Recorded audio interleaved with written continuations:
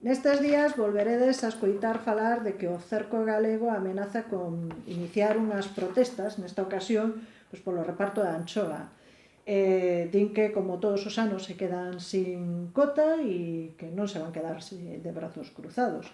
Que hai moitas cousas que xa levan tempo queixándose e comunicándolle ao Ministerio e á Consellería, e que isto non se pode repetir, que todos os anos a mesma historia.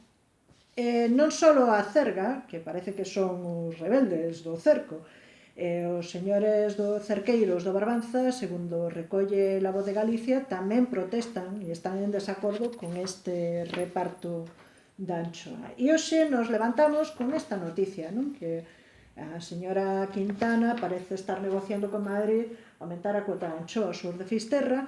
E di a Voz de Galicia que a señora Rosa Quintana lanzou unha mensaxe de tranquilidade ao sector do cerco tras amenazar a Cerga con iniciar protestas contra a actual distribución de topes. Os cerqueiros xa se movilizaron por este motivo o ano pasado. E entonces vos preguntaredes, por que o cerco, se a señora conselleira se está negociando con Madrid, por que o cerco galego non está tan tranquilo? Bueno, pois a hemeroteca non lo di clarísimamente. Hai xusto un ano, La Voz de Galicia publicaba isto.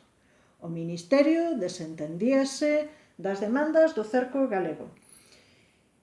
E eu pregunto, se o ano pasado xa hubo este problema e a posición do Ministerio xa era esa, que estuvo facendo a Consellería para conseguir un cambio que evidentemente non se conseguiu e por que presenta ahora a negociación con Madrid como unha solución máxica a todo? Me pregunto que pasou con esas mesas sectoriales que dende a Consellería se anunciaron a bombo e prato, as mesas sectoriales do cerco, as que, por certo, a señora conselleira non asistiu ni a unha soa delas. Esas mesas sectoriales supostamente estaban buscando unhas melloras para o cerco galego. Que pasou? Si isto se sabe que se repite todos os anos, que este problema se repite todos os anos, por que a señora Quintana aproveita agora que estamos a portas de eleccións galegas para decir que está tratando de solucionar o problema de cuota coa anchoa? Isto xa tiña que estar feito. Isto non é unha cuestión que se vaya a resolver dun plumazo, xa o sabemos, pero tiña que ter feitos os deberes. Que vai pasar ou que sospeito que é o que vai acontecer?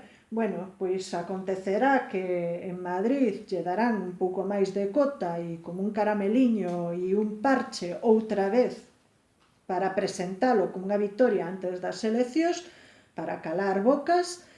E o ano que ven volveremos a estar co mesmo problema, porque este problema do reparto de cotas e este problema da distribución de cotas no Estado non é, e en Galicia en concreto, non é un problema que se lle podan poñer parches. Hai que atallalo e hai que atallalo de raíz.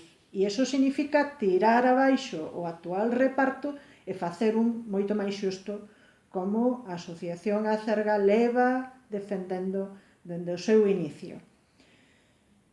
Que vai pasar? Que veredes titulares dicindo que a señora conselleira logrou para Galicia máis cota e o venderá a bombo e prato de novo.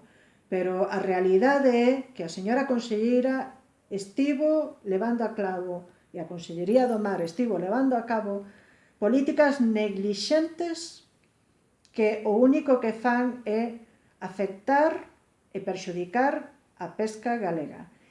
E non vos perdades que a próxima semana seguramente teñamos máis noticias da costa, porque, desgraciadamente, como decía a miña avoa, píllase antes a un mentireiro que a un coxo.